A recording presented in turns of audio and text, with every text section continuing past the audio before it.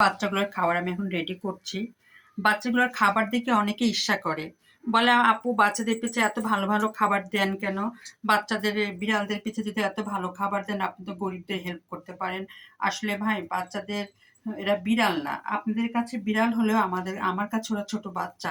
যার ফলে ওদের আমি সাপ্তাহিক নিয়ম মাফিক খাবার দেই। মাংস দিই আমি সপ্তাহে ২ দিন, মাছ দিই ৩ দিন, আবার মাঝে সপ্তাহে ১ দিন জেলিও রাখি। যেমন আজকে আমি মাংসও দিব, এই দেখুন জেলিও দিব। এই জেলিটাও আমি ওদের বাচ্চাদের সবসময় খাওয়াই। কারণ ওদের যদি আমি যত্ন না নিই তাহলে ওরা অসুস্থ হয়ে যাবে। আমাদের মানুষের শরীরে যেমন সবকিছু প্রয়োজন, পুষ্টিকর খাবার, তেমন এই বাচ্চাগুলোর শরীরে ঠিক তেমন প্রয়োজন। আর আমি সেই চিন্তা করে এই বাচ্চাগুলোর পিছে আমি যথেষ্ট খরচ করি। ক্যাট ফুড রাখি, জেলি রাখি, ওর মাঝে চকলেটও দিই। এমনি ওটা চকলেটটা কোনো খাবার হিসেবে দিই না, এমনি বাচ্চারা পছন্দ করে চকলেটও দিই। আর মাছ তো আছেই।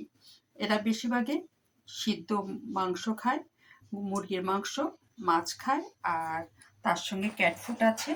আর এই দেখুন আমি মাঝে, মাঝে আমি জেলি দেই।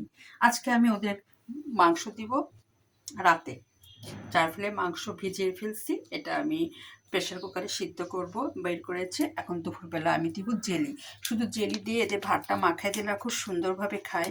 কারণ জেলি বাচ্চা বিড়ালদের খুব পছন্দের খাবার। আর আমি খুব খেয়াল করেছি, যদি কোনো ঝামেলায় আমি যখন খুব থাকি তখন আমি জেলি দিয়ে চালিয়ে নিই। কারণ দেখায় জেলি ওদের এত পছন্দ যে জেলি দিয়ে ভাত দিলে বা খালি জেলি দিলে ওরা একবারে সব খেয়ে ফেলে।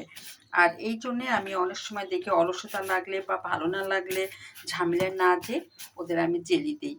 জেলি দিয়ে একটু ভাত মাখাই দিয়ে জেলির পরিমাণটা একটু বেশি রাখি, এরা সুন্দর খায়। তবে এই বাচ্চাগুলোর যত্ন আমাকে নিতে হবে ভাই। কারণ আপনারা এটা বলবেন না যে গরিব মানুষকে খাওয়ালে কি হতো। আমি গরিব মানুষকে খাওয়াই কি খাওয়াই না সেটা আপনারা কীভাবে জানবেন? আমি গরিবদের যথেষ্ট হেল্প করি।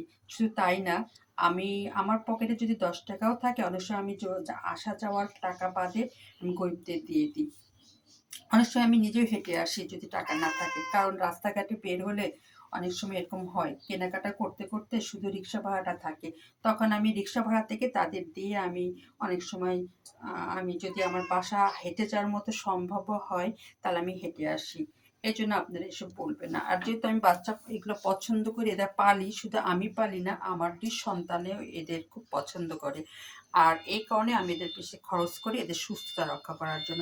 শীত আসার আগে এদের ভ্যাকসিন দিয়েছি ২ টা ফ্লুর আর প্রতিরোধ ২ টাই। এখন শীত চলে যাচ্ছে। আল্লাহর রহমতে ওদের কোনো সমস্যা হয়নি। কারণ ওদের যত্নটা খুব সুন্দর ছিল বিধায় কোনো রকমের সমস্যা আমি পড়ি নাই। এখন এজন্য ওদের খাবারটা আমি রুটিন মাফিক রাখি। কারণ ওরা যাতে অসুস্থ না হয়। কারণ অসুস্থ হলে রাত আমাকেই জাগতে হবে আর ওদের যত্ন আমাকেই নিতে হবে।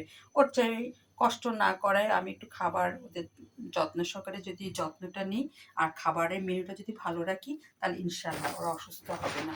তাই আজকে আমি ওদের খাবার দিচ্ছি হলো জেলি। দুপুরে দিব জেলি, রাতে দিব মুরগির মাংস। এই দেখুন মুরগির মাংস আমি ভিজিয়েছি। এটা আমি প্রেশার কুকারে সিদ্ধ করে ওদের রাতে খাবার দিব। আর এই জেলিটা আমি এখন ওদের খাওয়াবো। ওরা জেলি দেখে পাগল হয়ে গেছে। এই দেখুন আমার বাচ্চারা পাগল হয়ে গেছে। দিব ময়না? হ্যাঁ, হ্যাঁ। এই দেখুন ৩ বাচ্চায় দেখুন কত কাছাকাছি চলে আসছে শুধু জেলির গন্ধ পেয়ে। কারণ আমার টাইসনও খুব পছন্দ করে, অরোয়াও জেলি পছন্দ করে, আর হ্যান্ডসাম তো করে। এই দেখুন চলেও আসছে। এই ময়না চলে এসো না।